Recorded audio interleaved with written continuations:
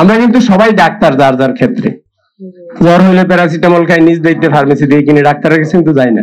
মাথা ব্যথা করে একটা ট্যাবলেট কিনে খেয়ে ফেললাম ফার্মেসি থেকে, আমরা কিন্তু যাই না।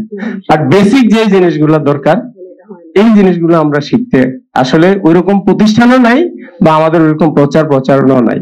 তো আমি আজকের এই অনুষ্ঠানের মাধ্যমে বলবো, আমি ফায়ার সার্ভিস সিভিল ডিফেন্স থেকে আমি বলবো যে আপনারা আগুন লাগলে আমাদেরকে তো খবর দেন, সবাই খবর দেন না?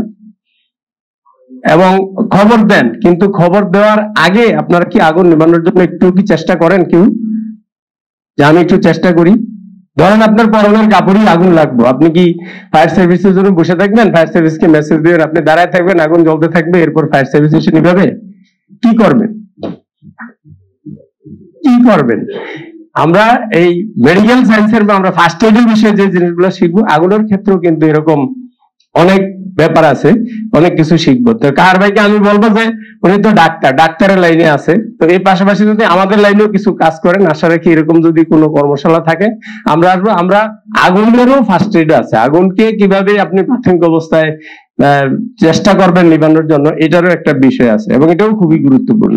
তো যাই হোক, আমরা ওদিকে যাচ্ছি না, আমরা এই লাইনে কাজ করি, আমরা ফায়ার সার্ভিস কাজ করতেছি। তো যেহেতু সিপিআর নিয়ে কথা হচ্ছে, এই সিপিআরটা আমাদের সবার জানা দরকার। খুব কঠিন বিষয় না, আমরা কিন্তু অনেক কঠিন কঠিন কাজ করতে পারি, সিপিআরটা খুব কঠিন একটা বিষয় না।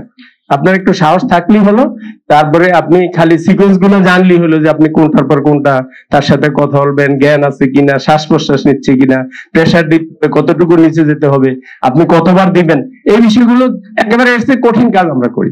তো এই বিষয়গুলো যদি আমরা একটু জানি বা জানতে চেষ্টা করি, অনেক বিপদ থেকে আমরা বাঁচতে পারবো। কে কোন সময় বিপদ করবো ঠিক নেই। তো সুতরাং আমি মনে করি এটা একটা খুবই গুরুত্বপূর্ণ বিষয়। আজকের যে বিষয়টা, এটা আমাদের সবার শেখা উচিত এবং আমাদের ফ্যামিলি, আত্মীয় স্বজন, বন্ধু বান্ধব সবারই জানা উচিত। এবং এটাও জানা উচিত যে আরেকজন সিপিআর যখন দিবে আমরা যাতে বলি যে ভালো কাজটা করছে, যে তার এই অবস্থায় ছিল, এটা বলি। এবং আপনারা যারা মিডিয়ার লোকজন আছেন, আপনাদের মাধ্যমে এটা সম্ভব। প্রিন্ট এবং ইলেকট্রনিক মিডিয়া আপনারা যদি একটু ব্যাপক আকারে প্রচার করেন, প্রচারণা করেন, আপনার জনসাধারণের কাছে যখন মেসেজ যাবে, বিশেষ করে এখনই সময়, যেহেতু তামিম খুবই একজন ফেমাস লোক, আমাদের সবার প্রিয় তামিম, সুতরাং তামিমকে রেফারেন্স দিয়ে যদি এখন প্রচারণা করি, এটা কিন্তু আমাদের লোকজন শুনবে, বিশেষ করে ইয়াং জেনারেশন যারা আছে তারা শুনবে।